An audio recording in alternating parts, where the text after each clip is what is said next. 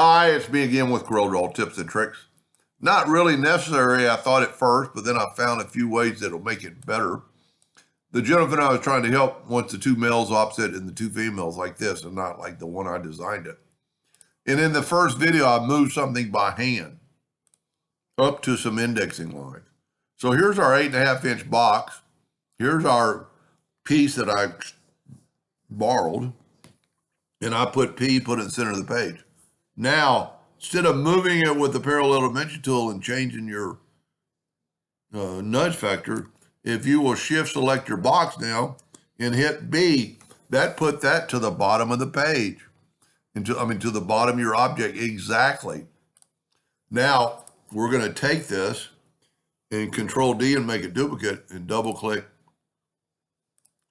on your, and move that to the center of the box. Now that has to be in the perfect center, and it is.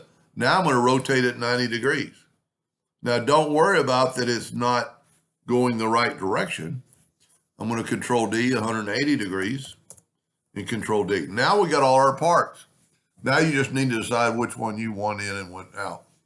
So if you will take this with your control button, but I would get let me take away the indexing lines. If you will get to that two-sided arrow and then hold down your control button, it will flip on that edge. Exactly. So now we don't have to take away these lines. We're going to take away these lines. So when we smart fill this, we've got our puzzle piece. And if we move this out of the way, there's our puzzle piece. Mine was accurate and it worked, but this I think would help more people, and we'll just kind of prove that it's correct. So let's left click, right click, and you could do this mathematically, but you could Control D and make a duplicate and grab that corner node and put it right there. Well, so in this we have to flip it 90 degrees because of the way he did it. So this is going to be completely, but it'll work in every direction. That's the one thing he wanted. He wanted everything to work exactly.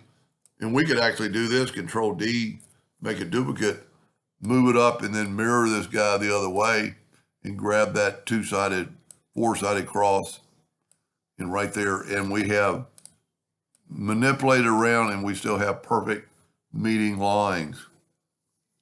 Anyway, I think that's a lot safer for anybody to do, and it would be perfect. Because rotating is going to be perfect, and then flipping it, I flipped a million items and never had one really off if you're starting with a good flat surface.